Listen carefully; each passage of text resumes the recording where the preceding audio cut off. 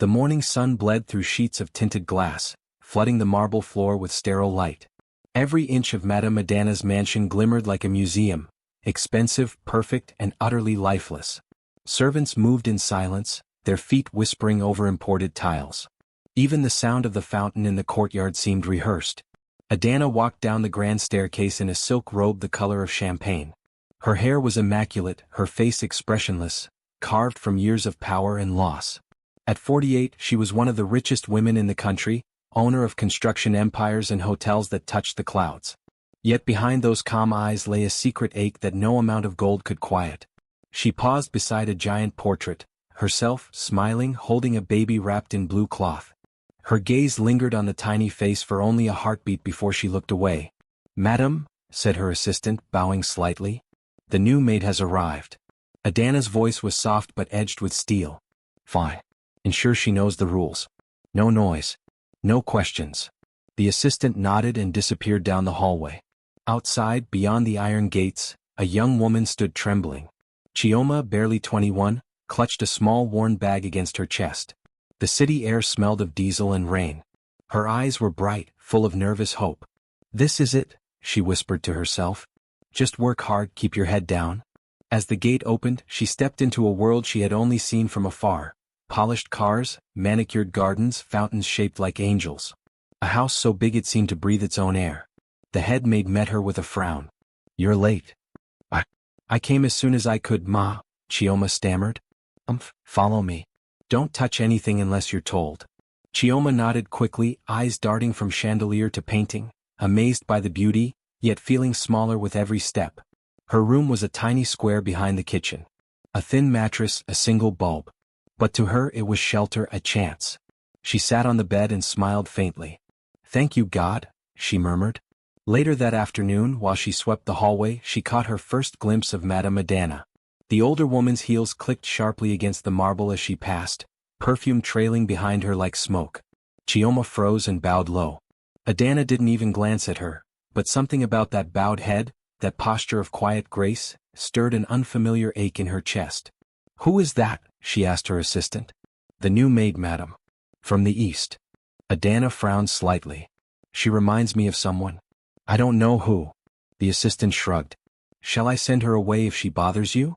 "No," Adana said after a pause. "Let her stay." Her gaze lingered a moment longer before she walked on, disappearing into the glass-walled study that overlooked the city skyline. Outside, Chioma continued sweeping, humming softly to herself, a tune her grandmother used to sing about hope and rain. The melody floated through the quiet corridors like a ghost that refused to die.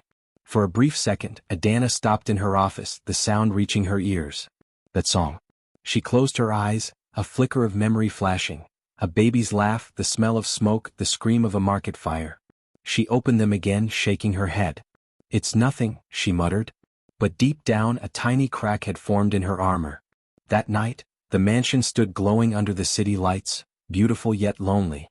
Adana sipped wine by the window, staring at the storm clouds gathering over the skyline. Somewhere below, Chioma lay awake on her narrow bed, praying for a better tomorrow. Neither knew that the storm that would bind their fates had already begun to gather, silently, patiently, just beyond the glass walls of Adana's perfect world.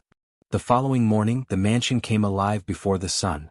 Electric lights hummed softly, the smell of brewed coffee mixed with the faint scent of rain-damp air. Chioma rose before everyone else, as she always had in the village. She washed quickly, tied her scarf neatly, and reported to the kitchen. The senior maid barked orders, moving like a general. "You will clean the east wing. No mistakes. If Madam finds dust, you're gone." "Yes, Ma," Chioma replied gently. She carried her small bucket and broomed down the long corridor lined with paintings, portraits of the wealthy, powerful faces that watched her like silent judges. She paused once, staring at one portrait of a young woman holding a baby wrapped in blue cloth. Something in the woman's smile stirred her heart. She couldn't explain it, but it felt familiar. A gentle voice startled her. "That's Madame Adana when she was young," said the gardener, an old man with a limp named Papa Uche. He smiled faintly. "She used to be different back then. Softer." Before, he stopped himself, eyes dropping. "Anyway, back to work, child. These walls have ears." Chioma nodded and got back to sweeping. But the unease in her chest lingered. By mid-morning, Madame Adana appeared in the dining hall, dressed sharply in a white linen suit, ready for her business meetings. Her assistant hovered beside her, tablet in hand. "Madam, your car is ready? The contractors are waiting downtown." Adana's eyes scanned the table. "Where's my coffee?" The senior maid rushed forward, trembling slightly. "Coming, madam." But the tray slipped, just slightly, a single drop splattering on the pristine marble. Adana's glare was sharp enough to cut glass. "Careless." She stood abruptly, her heels echoing like thunder. Chioma, standing at the far end, froze as Adana's voice filled the room. "Do you think I built this house for fools? Do you think I rose from nothing just to be surrounded by incompetence?" Her words hit like stones. The other maids bowed their heads. "I'm sorry, madam," whispered the senior maid. Adana sighed heavily, regaining her composure. "Get out of my sight. All of you." They scattered like frightened birds, all except Chioma, who hesitated, her heart aching. She saw something flicker in Madame Adana's face, not just anger but sorrow, loneliness. Adana turned sharply. "Why are you staring?" "I'm sorry, Ma," Chioma whispered. "You just looked sad." For a moment, silence filled the room. The air thickened. Adana blinked. "Sad." She laughed softly, bitterly. "I have everything. Why would I be sad?" Chioma lowered her gaze. "Sometimes people with everything still have empty hearts." Adana's smile vanished. She studied the young woman before her, those wide, innocent eyes, the quiet voice, the strange familiarity. Something about her tone, her words, tugged painfully at a forgotten place in her soul. "What's your name?" Adana asked slowly. "Chioma, Ma." "Chioma." Adana repeated it under her breath, as if testing how it felt on her tongue. The name struck a note somewhere deep inside her, but she brushed it off. "Go back to work." "Yes, Ma." As Chioma left, Adana sat down, her appetite gone. That name, Chioma, it echoed in her mind like a bell. That evening the storm finally broke.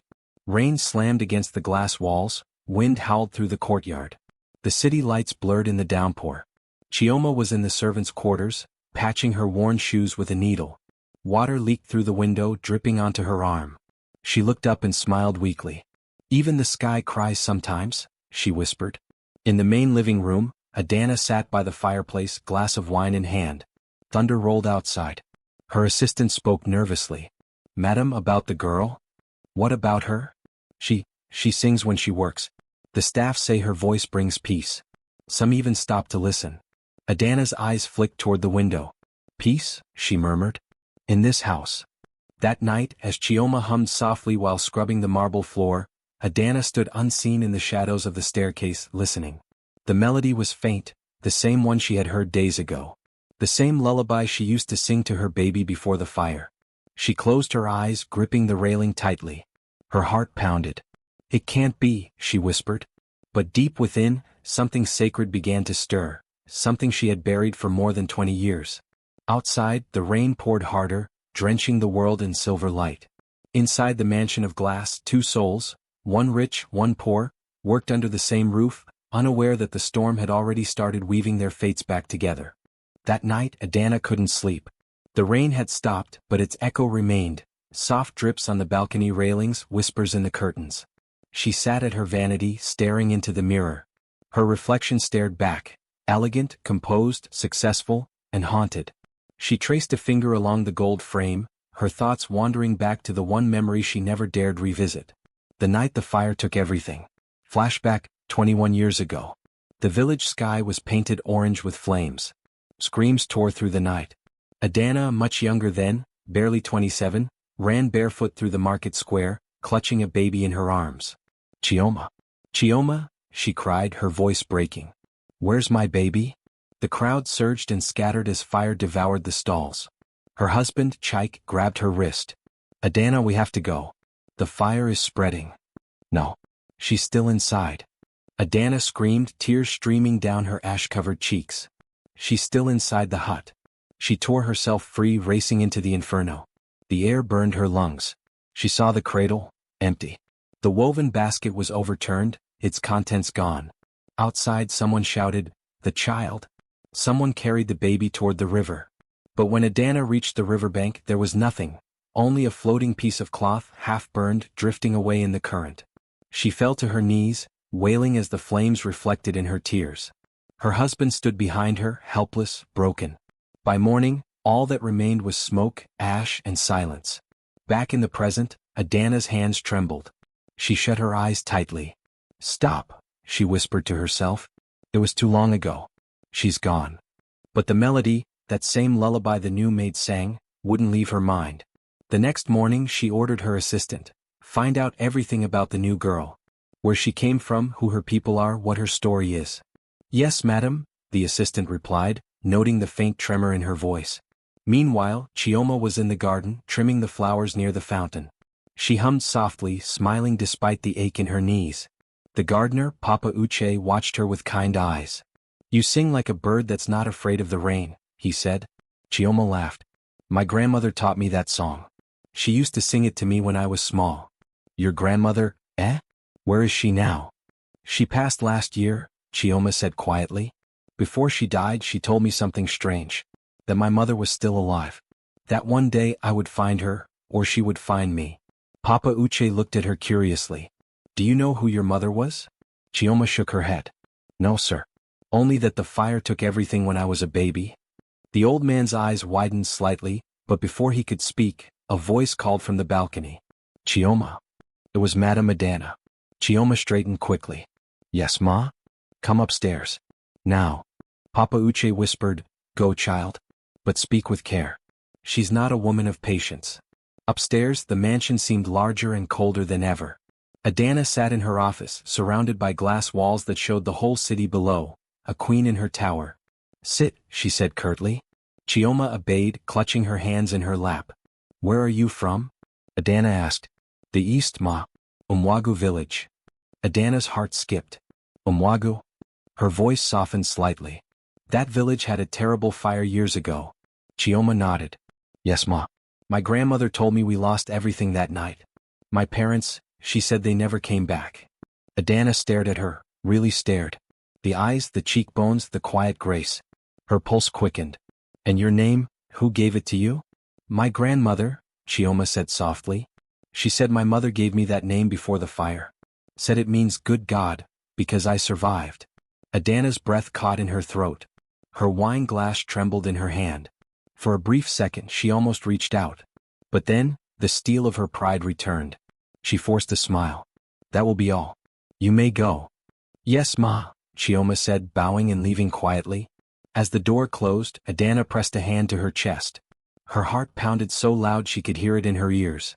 "Chioma," she whispered again, tears blurring her vision. Could it really be? That night, thunder rumbled again in the distance, soft but menacing. Downstairs, Chioma knelt to pray, unaware that her employer sat just above her, trembling under the weight of a memory she had buried for 21 long years. The past was clawing its way back, and this time it would not be silenced. The next morning, thunder rolled over the city like a warning. The sky was bruised with dark clouds, and the first drops of rain pattered against the glass mansion. Inside, everything looked the same, marble gleaming, servants rushing quietly, yet nothing felt the same. Madame Adana sat at her dining table, untouched breakfast before her. Her assistant stood by nervously, holding a folder. "Madam," he said gently, "about the background check you requested." "Tell me." "She was raised by an elderly woman named Mama Igioma in Umwagu. The woman passed last year. The girl came to the city after that, searching for work." Adana's spoon clattered against her plate. "And her parents?" "No records, ma. The grandmother told the villagers her daughter and son-in-law died in the market fire 21 years ago." "The child?" Adana cut him off. "Enough." Her voice cracked, brittle like breaking glass. She rose abruptly, walking toward the balcony. Outside the wind howled. She stared into the gray distance, the storm clouds, the trembling trees, and whispered to herself, "No. It's not possible. It can't be her." Her assistant hesitated. "Madam?" Adana turned, her expression cold again. "Burn that report. I don't want to hear about it again." "But madam?" "Do it," she snapped. The man bowed and left quickly. Adana's hands trembled. Every time she tried to bury the thought, it clawed its way back. Chioma? The fire. The song. She stormed into her study, slamming the door. Her breath came in sharp bursts. The portrait of her younger self with the baby stared down at her, accusing, tender, unforgiving. "Don't look at me," she hissed, turning it face down. But memories wouldn't stop. The night of the fire, the lost baby, the piece of blue cloth floating away. She pressed her hands against her ears as if to block the sound of her own heart. Downstairs, Chioma was busy polishing the floors. She was humming again, that same song. Papa Uche the gardener peeked in and smiled. "You filled this cold house with warmth, my child?" Chioma laughed softly. "I just sing to keep my spirit alive, Papa. Some days I feel like this house swallows joy." He nodded. "You're right. It's beautiful but empty, like a tomb for the living." Suddenly a voice thundered from above. "Chioma." It was Madame Madana. Chioma flinched. "Yes, Ma?" "Come here, now." Papa Uche whispered, "Courage, my daughter. The storm only tests what's strong." Chioma climbed the grand staircase, her heart pounding. Adana stood by the window, her back turned, lightning flashing behind her like divine judgment. "Do you know who you remind me of?" Adana said without turning. "No, Ma." "My daughter," Adana said softly. "She would be your age now. If she had lived." Chioma blinked, unsure what to say. "I'm sorry, Ma." Adana finally turned, her eyes glistened but her jaw was tight. "Sorry doesn't change the past. It doesn't bring back what's gone." She stepped closer. "Tell me something, Chioma. That song you sing, where did you learn it?" "My grandmother taught me, Ma. She said my mother used to sing it to me when I was a baby." Adana's hand trembled slightly. "Did she say your mother's name?" "No, Ma. Only that she was brave and beautiful, and that she loved me even through fire." The silence stretched like a blade between them. Adana turned away abruptly. "You may go," she said flatly. "Ma." "Go." Chioma bowed and left quietly, tears stinging her eyes. She didn't understand why the woman's words had cut so deep, or why she felt the strange urge to comfort her. Later that night the rain came harder than before. The mansion groaned under the storm's weight. Adana sat alone in her room, staring at the old portrait she had turned down earlier. Slowly she lifted it upright again. The young woman in the painting smiled back, baby in arms, innocent, unbroken, full of hope. A sob escaped her throat. "How could it be her?" she whispered. "After all these years, why now?" Outside, lightning illuminated the courtyard where Chioma worked late, helping Papa Uche cover the garden tools from the rain. She looked up at the mansion, wondering why her heart hurt whenever she thought of her cold, beautiful employer. As thunder rolled again, both women whispered the same words, alone, unaware that the other did the same. "Why does it feel like I've known her all my life?" That night, the rain washed the mansion's windows clean, but the walls within remained heavy with unspoken truth. A storm had started, not in the sky, but in the heart of a mother who refused to believe what love was trying to reveal. The storm had passed by morning, but it left the mansion in eerie silence. Puddles shimmered in the courtyard. The servants whispered as they swept the rainwater away. Inside, Madame Adana's face was calm again, too calm. She had spent the night fighting the truth. But the more she resisted it, the clearer it became. The song, the face, the scar near Chioma's shoulder, everything pointed to what her heart feared most. Still, she decided one thing before sunrise: she would destroy the evidence before it destroyed her peace. Chioma entered the sitting room carefully, holding a tray of tea. "Good morning, Ma." Adana didn't answer. Her eyes were locked on the window, expression unreadable. "Ma." Adana turned slowly. "You've been in this house long enough, haven't you?" Chioma blinked. I try my best to serve well, Ma." "Good," Adana said coldly. "Then you'll obey me one last time." "Last time, Ma?" "Yes. You're leaving." The tray nearly slipped from Chioma's hands. "Leaving? But why?" Adana stood, every word sharp as a blade. "I don't owe you an explanation. You've overstayed your place. I've seen the way you walk around this house, humming, smiling, as if you owned the walls." Chioma's lips parted, trembling. "I didn't mean any harm, Ma. If I've done something wrong." "Wrong?" Adana's laugh was bitter. "You've done everything wrong. You've crept into my peace, my mind, my heart, reminding me of things best forgotten." She took a deep breath. "Pack your things and go, before I have you thrown out." Chioma's world spun. The walls seemed to close in. Tears filled her eyes as she fell to her knees. "Please, Ma, don't send me away. I have nowhere to go. You're all I have left." "Enough!" Adana shouted. The servants nearby froze, afraid to breathe. Adana's face was pale, her voice trembling with anger she didn't understand. "Don't call me that. Don't make me feel—" She stopped, clenching her jaw. "Just leave." Chioma's tears fell freely. You don't have to like me, Ma, but at least tell me what I did wrong. I can fix it. You exist. Adana exploded. That's what you did wrong. You exist to remind me of my sins. The room went dead silent. Even the rain outside seemed to stop. Adana's voice broke. Take your things, Chioma. Don't make me repeat myself. Chioma rose slowly, eyes hollow, lips quivering. Yes, Ma. She walked toward the servants' quarters, every step echoing through the marble halls like a death drum. That evening, as she packed her small bag, a faded wrapper, a pair of worn slippers, a wooden comb, Papa Uche entered quietly. My child, where are you going? They said I must leave, Papa. He sighed, shaking his head. I feared this. The rich woman wrestles with her ghosts, not with you. Chioma wiped her tears. Then why does it feel like she hates me? He looked at her gently. Because you make her remember something she tried to forget. She looked down at her hands, trembling. Papa. I saw a painting in her study once. The woman looked just like me. Papa Uche froze. A painting? Yes, holding a baby. The same necklace I used to wear as a child, before the fire. Papa Uche's eyes widened. Then it's true. Chioma frowned. What's true? He hesitated, then placed a hand on her shoulder. That woman lost her baby in a fire 20 years ago. I was here then. She went mad with grief. When I saw you the first day you arrived, He stopped. I said nothing because I feared this very pain. Chioma's lips parted. Are you saying, she's my mother? Papa Uche sighed deeply. Child, I don't know. But the storm doesn't come without reason. If it's true, the rain will reveal it.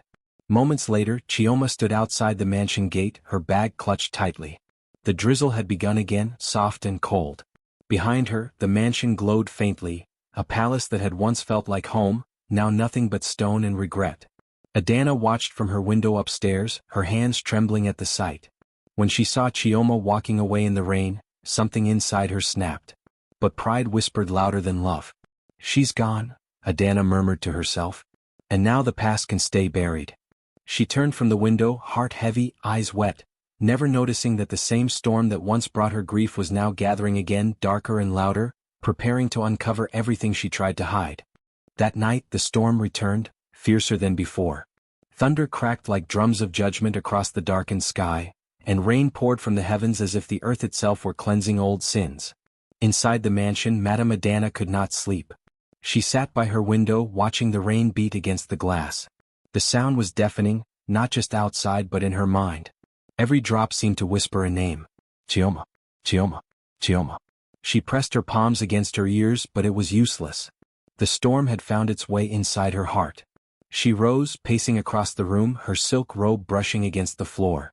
Lightning flashed, revealing the portrait on her wall, the one Papa Uche had spoken of a young woman holding a baby. Her chest tightened. She hadn't looked at that painting in years. The artist had captured her face at 23, radiant, proud, and full of life. The baby in her arms had the same smile, the same dimple, the same eyes as Chioma. Adana's breath caught in her throat. It couldn't be. It shouldn't be. But her hands trembled as she touched the frame. No, it's not possible, she whispered, voice cracking. Lightning struck again, and in that brief flash, the glass reflected her tear-streaked face beside her younger self, mother and ghost, side by side. The storm howled louder, as if demanding she face the truth. Meanwhile, Chioma walked the long dirt road away from the mansion, barefoot and soaked. The rain drenched her hair and clothes, but she did not care. Each drop felt like a heartbeat, the world crying with her. Her small bag clung to her back, her feet sinking into the mud. She looked up at the sky and whispered, If I'm truly alone, then take me, Lord. But if there's truth in this pain, show me why. A gust of wind pushed her forward, strong, almost guiding. The rain grew heavier, but through the darkness ahead, she saw a faint light flickering near an old chapel by the road. It was small, wooden, half-ruined, yet it glowed faintly like a beacon. She ran toward it, her heart beat loud in her chest. Inside the chapel, the rain beat hard against the tin roof. A candle burned weakly on the altar beside a cracked cross. Chioma fell to her knees. She didn't know if she was praying or breaking apart. Why does she hate me? She cried softly. Why does her voice sound like something I've heard before? She pressed her hands to her chest. Why does her anger hurt like love? Thunder rolled, deep and long as if answering her question. And then she heard it, the sound of a woman's voice, faint but unmistakable, carried by the wind. Chioma. Her head snapped up. Who's there? The voice came again, closer. Chioma. She turned toward the small window, lightning flashed, and for a brief second she saw it, a reflection in the glass. A woman with the same face as Madame Adana, crying. The reflection whispered, "Go back. She does not know what she has done." Then the candle flickered out. Back at the mansion, Adana couldn't take it anymore. She stormed into the corridor, barefoot, hair undone, her breath heavy with panic. "Uche," she called. "Papa Uche." The old butler rushed out of the servants' quarters. "Madam, what is it?" Her voice trembled. "Where is the girl?" "Chioma?" "She left, madam. Like you ordered." Adana's face went pale. "Which way?" He hesitated. "Toward the old road, the one leading to the chapel." She grabbed her shawl, tears spilling from her eyes. "Get the car." But before the driver could even respond, she was already outside, running through the rain like a woman possessed. The wind howled through the trees. Her robe clung to her body, her bare feet slipping in the mud. But she didn't stop. Each flash of lightning illuminated the path, a mother chasing her past. "Chioma," she screamed. "Chioma." The thunder drowned her voice, but she kept calling, louder, desperate, broken. At last she reached the old chapel, its roof leaking, its windows glowing faintly. She pushed open the wooden door, it creaked, and there, in the flickering light, was Chioma, kneeling before the altar, soaked and shivering. Adana froze, her breath catching. For a long moment neither spoke. The only sound was the rain dripping through the roof and the faint hum of the storm outside. Then Adana took a step forward, whispering, "Child?" Chioma looked up, eyes wide, tears mingling with rain. "Ma." Adana's voice broke. "No. Not Ma. Not anymore." She fell to her knees in front of the girl, her hands trembling. "My daughter." The words came out like thunder, sharp, final, undeniable. For a heartbeat, time stopped. The rain softened as if the sky itself was listening. Chioma stared at her, disbelief flooding her face. What did you say?" Adana's tears fell freely. "It's you. You're mine. The fire, the storm, the scar, it was all you. I lost you that night, and I've spent every day since trying not to remember." Chioma's lips trembled, the truth washing over her like the rain. She whispered, voice breaking, "Mama?" And in that moment the thunder eased. The storm that once separated them finally rested, not in anger but in peace. The first light of dawn crept across the sky, washing the world in shades of gray and silver. The storm had spent its rage and left behind a soft drizzle that whispered through the trees like forgiveness. Inside the old chapel, the air smelled of rain and candle wax. Chioma and Adana sat side by side on the floor, their clothes still damp, their eyes swollen from crying. For the first time since they met, silence between them wasn't made of hate or fear, it was full of truth waiting to be spoken. Adana's voice came first, fragile like a string pulled too tight. "I never thought I would see your face again." Chioma's fingers fidgeted in her lap. You really mean it, don't you?" Adana nodded slowly. "Every word." The girl's throat tightened. "Then why, Mama, why did you hate me so much? Why did you push me away?" Adana turned toward her, eyes red and glistening. "Because every time I looked at you, I saw the fire." Chioma blinked. "The fire?" Adana's gaze drifted to the altar, her voice trembling. "The night I lost you, the house was burning. Your father and I were arguing, again. He was powerful, proud, a man who thought love was weakness. I tried to run with you in my arms, but the flames trapped me. When I woke up in the hospital, they told me you were gone. The housekeeper said she found only ashes where you slept." She paused, shaking her head. "But I never saw a body. Only the charred cradle. I believed them. I buried you in my heart and built walls of wealth around my pain. But wealth doesn't bury guilt, it only decorates it." Chioma listened, tears sliding down her cheeks. Adana continued, voice breaking. "Years passed and I hardened. I became who I needed to be, the woman no one could hurt again. Then, when you came to work in my house, something in me shifted. I didn't know why I couldn't stand your presence. It wasn't because I hated you. It was because your smile tore open wounds I'd spent years trying to stitch shut." She looked up, pleading. "I thought pushing you away would make the feeling stop. But it only made me see you more clearly. Every day, you reminded me of the child I failed to protect." Chioma covered her mouth, sobbing quietly. "Mama?" Adana reached for her hand, her touch trembling. "When you walked away last night, I felt something break. And when the storm began again, I knew God was giving me one last chance, to make things right or to lose you forever. The candle flickered, its small flame glowing between them like the last witness to years of buried sorrow. Chioma's voice was barely a whisper. I don't remember the fire. I only remember waking up in an orphanage. They said I was lucky to survive, that a man found me crying by the riverbank. He said lightning must have struck the old house nearby. Adana gasped softly. That was the night the thunder split the tree by our gate. Chioma nodded. Maybe the same storm that took everything from you, gave me a second life. Adana's tears fell freely. And brought you back to me. Outside, the rain had softened to a fine mist. The first rays of sunlight slipped through the chapel's broken window, landing on their clasped hands, fragile, trembling yet unbreakable now. Adana smiled weakly through her tears. My daughter, I wronged you terribly. I threw you out when I should have held you close. I let my pride drown out my love. But if you can find it in your heart to forgive me, I'll spend whatever years I have left making it right. Chioma's breath shuddered. She looked into her mother's eyes, the same eyes that had once terrified her, now softened with remorse and love. You already have, Mama, she whispered. The rain brought me to you. Adana leaned forward and pulled her into her arms. The hug was awkward at first, two souls relearning how to touch. But then it deepened, strong and fierce, the kind that heals what words cannot. For a long moment they just cried together.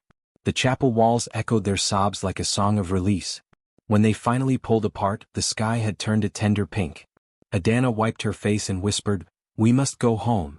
Chioma's eyes widened. Home? Yes, Adana said, smiling through her tears. You belong there. And the whole world must know it.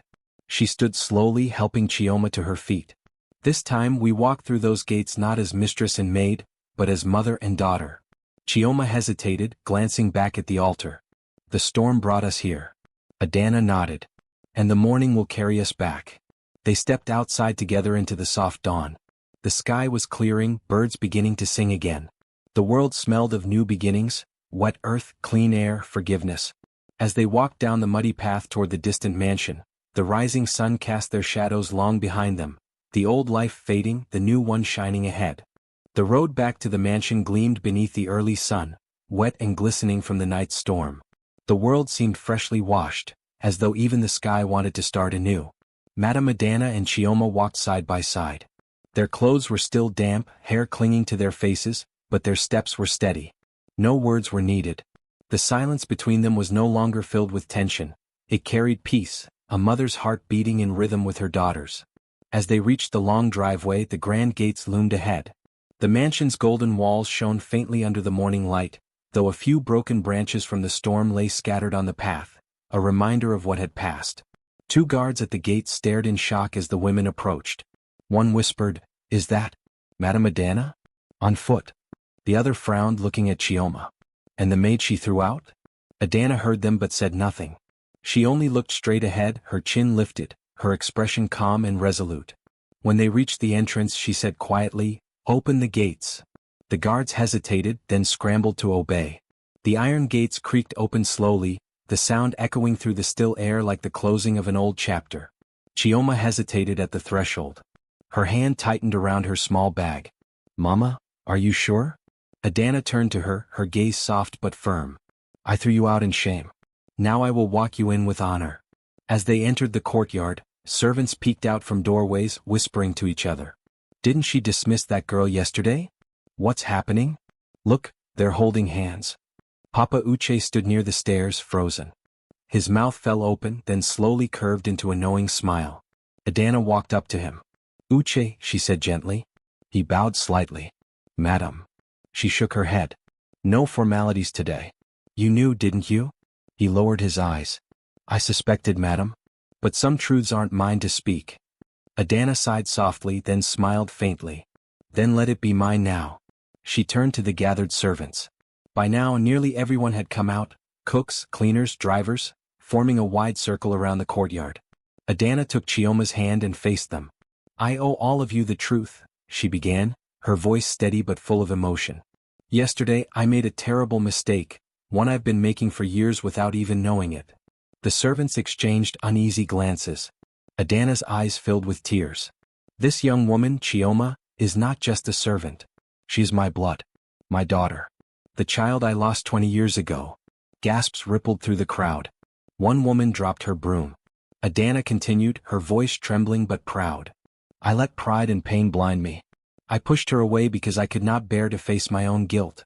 But she turned to look at Chioma with trembling lips. She found me again even when I didn't deserve her. Chioma's eyes glistened as she looked around at the stunned faces. I never knew who I was.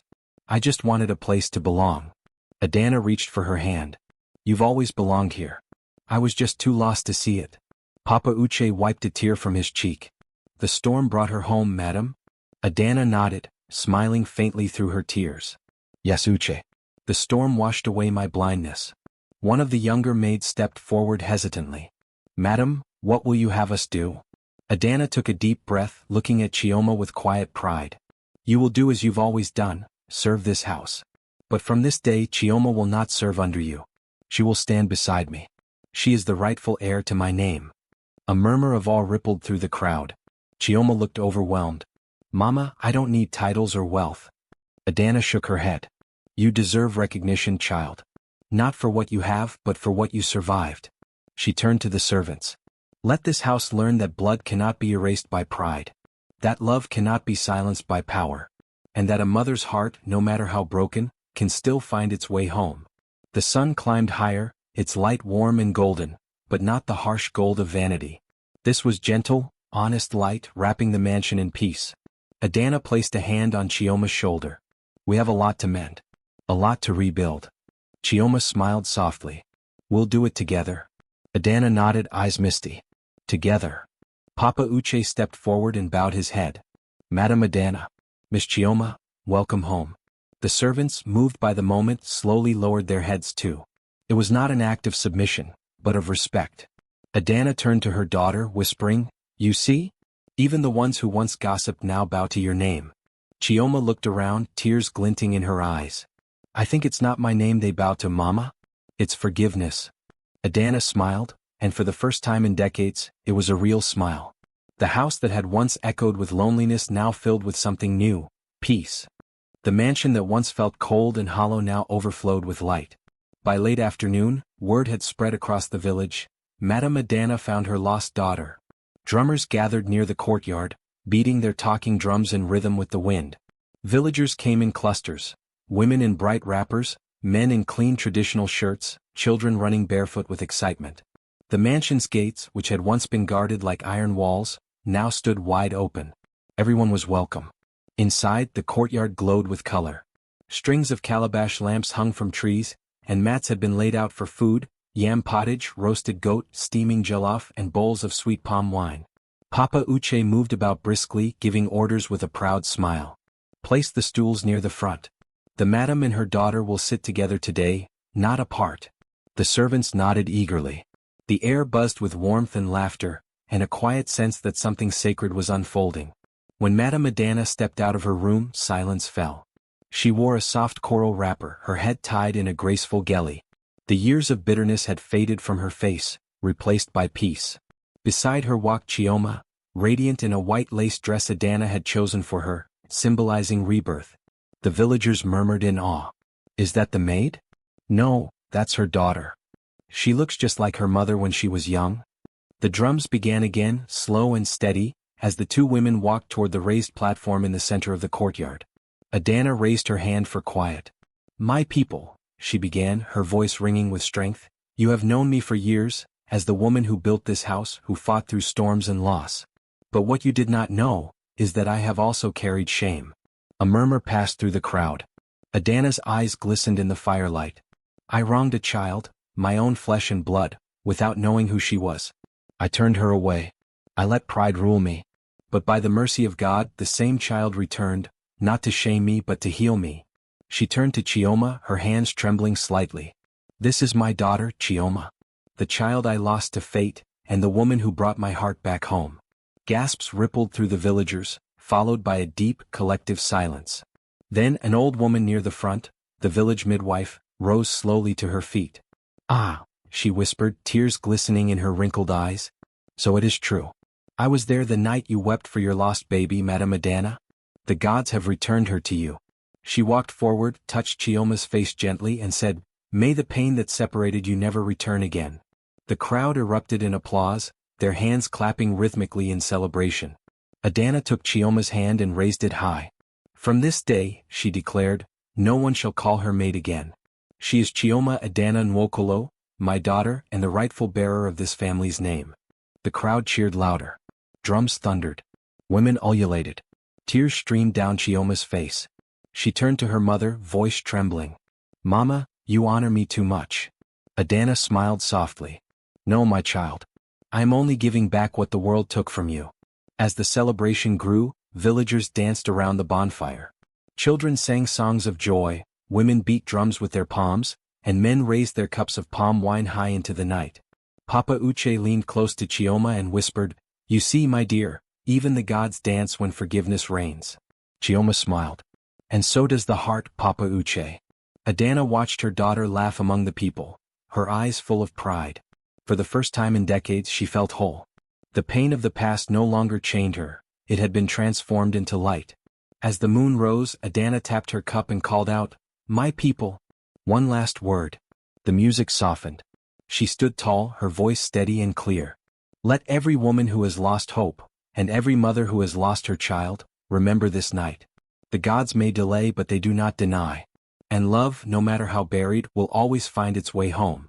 The villagers cheered again, chanting her name. Adana. Chioma. Mother and daughter united. The drums roared louder. Sparks from the bonfire flew into the night sky like blessings carried by the wind. When the crowd began to settle, Chioma turned to her mother. Mama, she said softly, what happens now? Adana smiled, her eyes shining with peace. Now, my daughter, we build anew. Not with bricks or money, but with love and humility. Chioma nodded, resting her head gently on her mother's shoulder as the drums continued in the distance. Adana whispered, once I was known for my wealth. But today I wish to be known for forgiveness. And for the daughter whose heart taught me how to live again. Chioma smiled through her tears. And I wish to be known as the maid who became her mother's pride. The two women embraced as the night wind blew through the courtyard, carrying with it the rhythm of drums, the laughter of the people, and the soft promise of a healed tomorrow. The dawn broke gently over the hills, painting the sky in soft shades of gold and pink. The old Nwokolo mansion, once a symbol of pride and distance, now stood alive with warmth and laughter. Years had passed since that night of forgiveness. The drums that once beat for reconciliation now echoed with joy every morning. In the courtyard, Chioma moved gracefully among a group of young village girls, their small hands covered in soap bubbles as they helped wash clothes and sweep the yard. Her voice was gentle yet firm. When you serve, serve with joy, not because you are small but because humility makes you strong. The girls listened closely, their eyes wide with admiration. To them, Chioma wasn't just Madame Adana's daughter. She was a teacher, a mentor, and a living story of grace. Behind them, the mango tree that once shaded Madame Adana now towered tall and full, its branches heavy with fruit. Sitting beneath it in a wooden chair, Adana watched her daughter with quiet pride. Her hair was silver now, wrapped in a soft scarf. Wrinkles had deepened on her face, but her smile was still radiant, the kind that spoke of peace after storms. Papa Uche, older too, came to her side with a cup of herbal tea. Madam, he said warmly, you see how the girl has turned this place into a school? Adana chuckled softly. Not a school, Papa Uche. A home. He nodded. Indeed. But a home where every lost child finds her way. As the sun rose higher, a group of villagers arrived bearing gifts, baskets of yams, cloth, and fruits. An elder stepped forward. Madame Adana, he said, bowing slightly, the village council has decided to name the new women's hall Chioma Center of Hope. It will teach young girls skills, dignity, and courage, as your daughter has taught them. Adana gasped softly, tears glistening in her eyes. She looked toward Chioma, who was now kneeling to braid a little girl's hair. Her movements were gentle, her smile bright and full of life. Adana whispered, she was once thrown out of this house as a maid, and now, her name will live in every corner of this land. Papa Uche smiled, eyes misty. The same hands that once scrubbed floors are now building futures. Later that evening, when the day's work was done, Chioma came to sit beside her mother under the mango tree. The air smelled of roasted corn and rain-soaked earth. Mama, she said softly, the village wants to build that hall next to the stream, where the old market used to be. Adana nodded. That's good. Let the sound of water remind them that forgiveness flows endlessly. They sat quietly for a while watching children chase fireflies in the yard. After a moment, Adana spoke again, her tone reflective. Chioma, when I was your age, I thought power was measured by how much I owned. But now I see, true power is how many hearts you heal. Chioma turned to her, her eyes shining with emotion. And you, Mama, healed mine. Adana smiled faintly. No, my child. You healed mine first. Their laughter blended softly with the chirping of crickets. The seasons turned. One morning the villagers gathered once more, this time for a quieter, gentler occasion. Madame Adana, the great matriarch, had passed peacefully in her sleep. The courtyard was filled with people, men, women, and children whose lives she had touched. They came not to mourn, but to celebrate the woman whose story had changed their village. Under the same mango tree, Chioma stood, dressed in white, her voice steady but filled with emotion. My mother taught me that forgiveness can rebuild what anger destroys, she said. She gave me her name, and I promised to keep it alive not through riches but through kindness. She looked up at the branches above, swaying gently in the wind. Sleep well, Mama. Your story will never die.